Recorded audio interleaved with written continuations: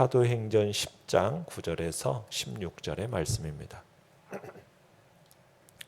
사도행전 10장 9절에서 16절의 말씀 우리 한 목소리로 같이 읽겠습니다. 시작. 이튿날 그들이 길을 가다가 그 성에 가까이 갔을 그때에 베드로가 기도하려고 지붕에 올라가니 그 시각은 제6시더라. 그가 시장하여 먹고자 하매 사람들이 준비할 때에 황홀한 중에 하늘이 열리며 한 그릇이 내려오는 것을 보니 큰 보자기 같고 내 귀를 메어 땅에 들이웠더라. 그 안에는 땅에 있는 각종 네 발 가진 짐승과 기는 것과 공중에 나는 것들이 있더라. 또 소리가 있으되 베드로야 일어나 잡아 먹어라 하거늘 베드로가 이르되 주여 그럴 수 없나이다. 속되고 깨끗하지 아니한 것을 내가 결코 먹지 아니하였나이다 한데 또 두 번째 소리가 있으되 하나님께서 깨끗하게 하신 것을 내가 속되다 하지 말라 하더라. 이런 일이 세 번 있은 후 그 그릇이 곧 하늘로 올려져 가니라. 아멘. 오늘 말씀의 제목은 말씀이 우선되는 삶이라는 제목으로 말씀을 나눕니다. 고넬료는 지중해 해변 항구 도시 가이사랴에 주둔하고 있는 이달리아대에 소속된 백부장입니다. 고넬료는 로마 시민권을 가진 사람으로 또 유대인들에게 많은 영향을 받아서 유대교에 아주 동정적인 사람이었습니다. 이 백부장 고넬료는 온 가족으로 더불어서 하나님을 경외하는 경건한 사람이었죠. 그의 경건이 유대인들이 성실하게 실천하고 있는 이 구제와 그리고 규칙적인 기도 생활로 나타나게 됩니다. 고넬료가 자신의 이 규칙적인 기도 생활에 따라서 오후 3시에 기도하고 있을 때 어느 날 환상이 나타나게 되죠. 고넬료는 환상 가운데 자신을 부르면서 또 자신에게 무엇인가를 명령하시는 하나님의 사자를 밝히 봅니다. 그때 고넬료가 정신을 바짝 차리는 가운데 두려움 가운데 주여 무슨 일입니까? 라고 물으니까 천사가 질문하는 고넬료에게 너의 기도와 구제가 하나님 앞에 상달되어 기억하신 바가 되었으니 사람들을 요바에 보내어서 베드로라 하는 시몬을 청하라고 지시를 합니다. 천사는 지금 당장 요바에 사람을 보내서 시몬 베드로를 청하라고 명령을 하고 그리고 베드로가 머물고 있는 그 집, 그 위치를 알려주죠. 그 집은 무두장이 시몬의 집에 머물고 있었고 그 집은 해변에 있다라고 알려줍니다. 자, 천사의 지시를 받은 고넬료는 천사가 떠나자마자 이제 지시대로 행동을 하죠. 그 집안의 하인 둘하고 경건한 사병 한 사람을 불러다가 기도 중에 천사가 지시한 모든 내용을 다 설명을 하고 요바에 보냅니다. 그때가 지금 시간이 얼마입니까? 이미 오후 3시가 넘었겠죠. 그 3시가 넘은 시간에 가이사랴에서 요바까지 가는 거리가 무려 53km에 해당됩니다. 그러니까 걸어서 하루에 당도한다라는 것은 거의 불가능하겠죠. 그래서 세 사람이 이제 가이사랴에서 요바로 가는 그 도중에 아마 하루를 숙박시설에서 머물렀을 것이고요. 그리고서는 아침 일찍 출발해가지고 요바에 가까이 이제 도착하게 되는데 그 시간이 정오 12시쯤 되었을 거란 얘기입니다. 자, 고넬료가 보낸 자들이 요바성에 가까이 왔을 때 베드로가 기도하려고 지붕에 올라갔습니다. 자, 베드로가 기도하러 올라간 그 시간은 몇 시입니까? 제6시. 6시는 대략 정오 12시입니다. 베드로는 아직 식사 준비가 되지 않았기 때문에 기다리는 시간에 기도하려고 지붕에 올라간 거죠. 베드로의 이 정오기도, 이 정오기도는 평범한 기도입니다. 자신의 기도의 습관에 따라서 지금 평범한 날에 평범한 기도를 하고 있는데 베드로 편에서는 평범한 기도였지만 하나님께서는 그의 일상적인 기도를 통해서 놀라운 역사를 일으키고자 하신 거죠. 자, 베드로가 기도 중에 갑자기 황홀경에 빠지게 됩니다. 베드로가 환상 중에 하늘이 열리면서 한 그릇이 내려오는 것을 보게 되죠.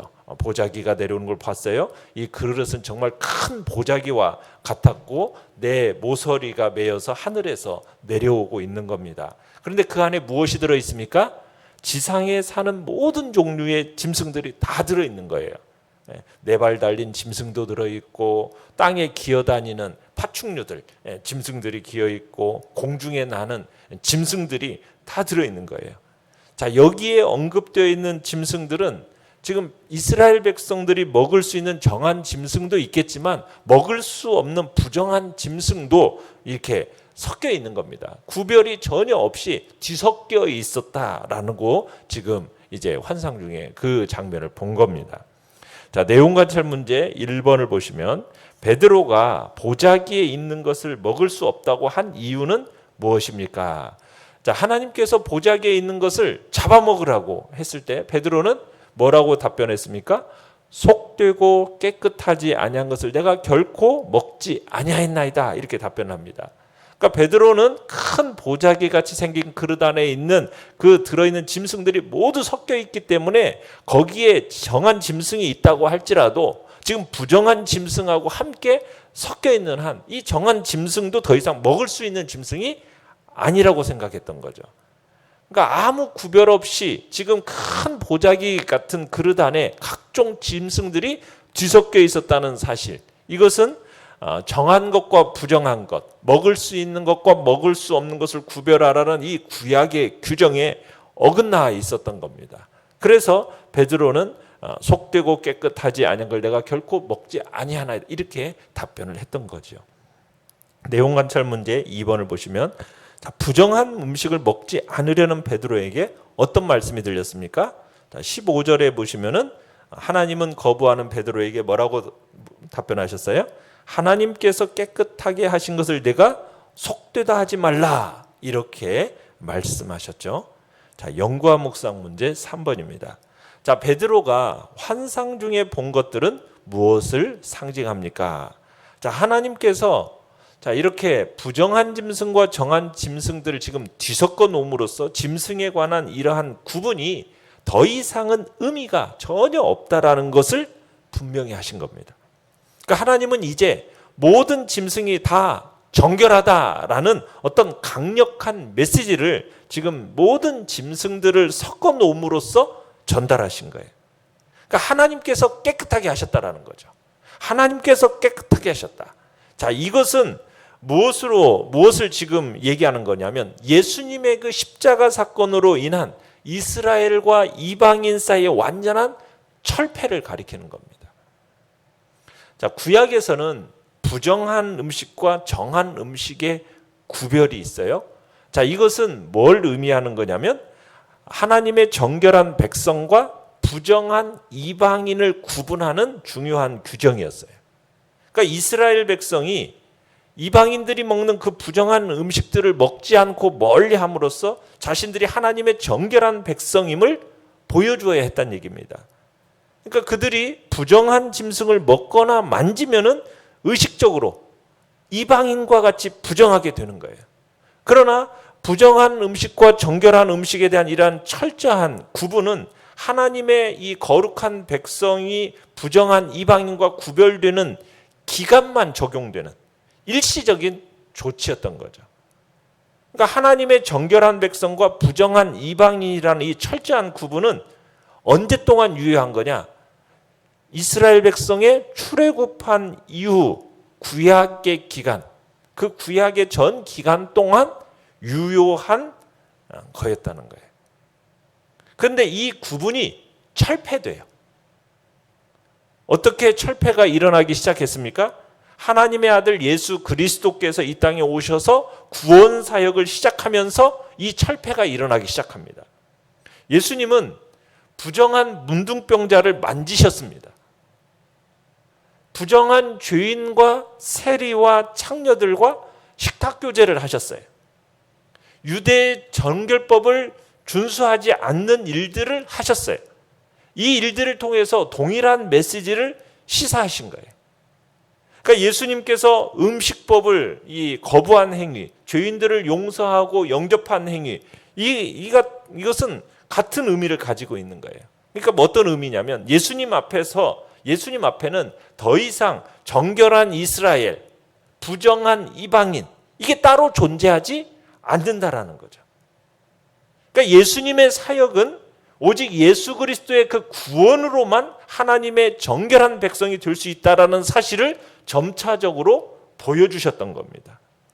그리고서는 예수님께서 십자가에서 결정적인 구원을 성취하는 그 사건으로 말미암아 이제 이스라엘과 이방인의 이 구분과 구별이 철폐가 되어지는 거예요. 그러니까 이스라엘과 이방인의 구분이라는 것은 어디까지나 일시적이었던 거죠. 영구적인 것이 아니었던 거예요. 예수님이 이 땅에 오셔서 십자가 사건으로 말미암아 이제는 하나님의 정결한 백성, 부정한 이방인, 이 구분을 결정적으로 철폐시켜 버리셨다는 겁니다. 그래서 예수님의 이 십자가 사건은 유대인들과 이방인들을 이제 예수 그리스도 안에서 한 사람, 세 사람으로 만들어 버리신 거예요. 그게 십자가의 사건입니다. 예수님께서 십자가로 말미암아 이스라엘 안에 있는, 언약 안에 있는 이스라엘 백성들, 그리고 언약 밖에 있는 이방인들, 이것을 분리시켜 놨던 중간에 막힌 담을 십자가가 허물어 버린 거예요. 그 중간에 막힌 담을 철폐시켜 버린 거예요. 그래서 이제는 십자가로 말미암아 이방인과 이스라엘이 하나가 되어진 겁니다. 그러면서 오순절 성령 강림 사건은 이 예수님의 십자가 사건의 구속으로 인해서 더 이상 인종적인 차별에 근거하는 하나님의 백성은 존재하지 않는다. 누구든지 예외 없이 예수 그리스도를 구주로 영접하는 사람은 하나님의 백성이 되는 시대가 되었다. 이것을 엄숙하게 선포하신 거예요. 그래서 하나님께서 이 언어를 통일시키셨던 거죠. 성령 강림 사건에 모든 이제 이방인 이스라엘 구별이 없이 모두 하나됨을 이루는 언어의 통일성을 그때 모든 각 나라의 언어로서 말하게 하시는 언어의 통일성을 이루셨던 겁니다. 자, 베드로 자신도 이 오순절 성령 강림 사건을 경험했을 때 이런 사실을 어느 정도 감지는 했었어요. 그렇지만 이것은 패러다임의 대전환을 요구하는 거예요. 그렇기 때문에 시간이 흐르면서 베드로도 지금 예수님의 그 십자가 사건과 이 결과를 선포한 오순절 성령 강림 사건이 가져온 이 온 세상의 복음이 전파되는 이 시대에 대해서 깊이 인식하지 못했던 겁니다.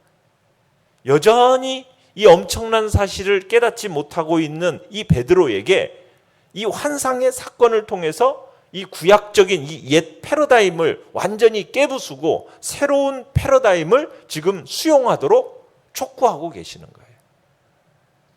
자, 16절 보시면은 이런 일이 몇 번 있었다고 그럽니까?